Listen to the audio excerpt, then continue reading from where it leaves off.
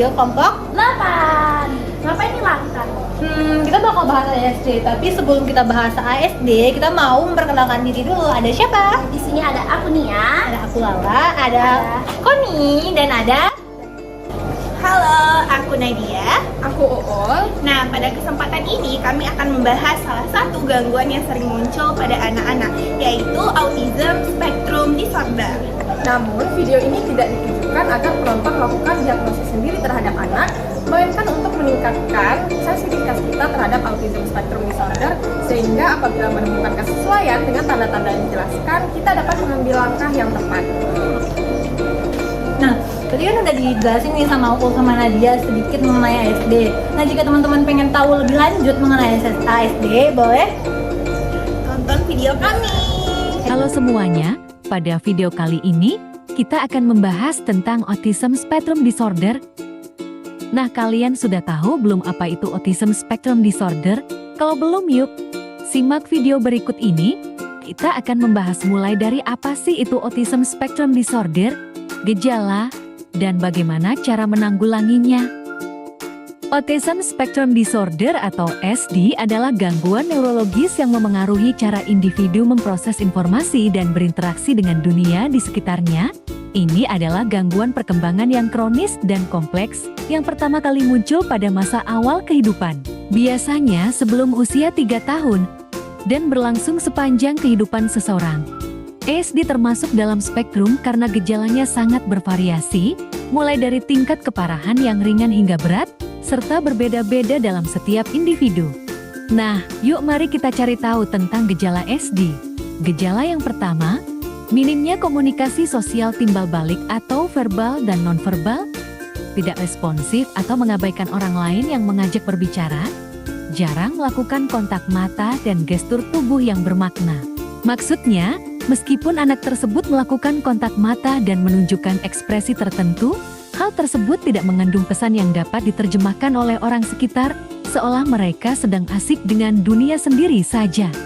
Individu dengan SD sering mengalami kesulitan dalam memahami dan merespons interaksi sosial.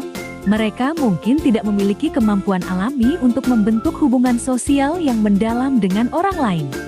Keterampilan sosial seperti memahami ekspresi wajah, memahami emosi orang lain, dan mempraktikkan perilaku yang tepat secara sosial seringkali merupakan tantangan bagi mereka. Gejala yang kedua, gangguan perkembangan bahasa. Anak cenderung mengalami keterlambatan kemampuan berbicara speak and language delay. Anak usia 2 tahun sudah mampu memproduksi kalimat sederhana seperti ayah makan. Namun, anak SD tertinggal jauh dalam hal ini, merujuk dirinya sendiri bukan dengan sebutan aku, tetapi dengan sebutan kamu atau dia atau kata ganti orang kedua dan ketiga. Gejala yang ketiga yaitu keterlibatan dengan perilaku repetitif atau berulang seperti mengepakkan tangan, berjalan jinjit, menggoyangkan tubuh tanpa henti, memutar-mutar jari di depan mata, mengulang-ulang perkataan orang lain yang ia dengar, terus menyusun benda dan mainan dengan cara tertentu yang spesifik. Gejala yang keempat, kaku atau cenderung tidak menyukai perubahan dan cenderung obsesif pada hal-hal yang disukai. Biasanya, tanda-tanda ini mulai terlihat sejak anak berusia 2 tahun.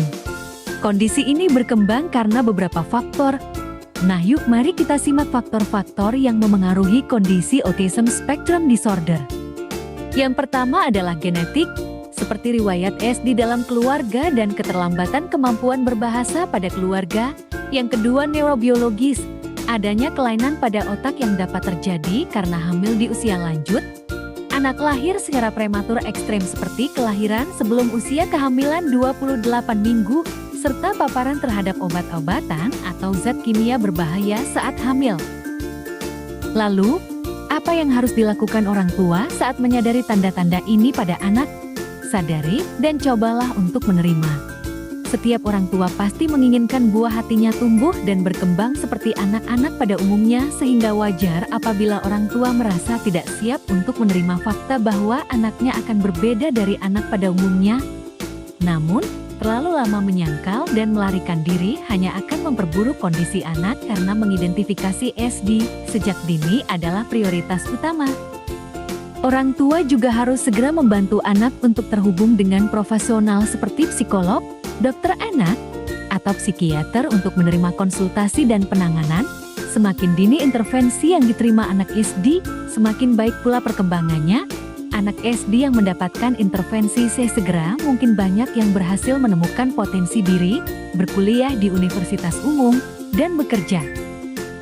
Atur dan ikuti jadwal harian. Aturlah jadwal rutinan untuk anak seperti jadwal makan, sekolah, terapi, tidur. Beri reward ketika anak lebih patuh dan bergaul dengan orang lain.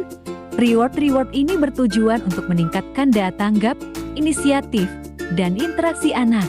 Nah, itu tadi penjelasan tentang SD atau Autism Spectrum Disorder. Sekarang kita sudah tahu tentang gejala, penyebab, dan cara yang dilakukan untuk menghadapi anak yang mengidap Autism Spectrum Disorder. Semoga dapat bermanfaat.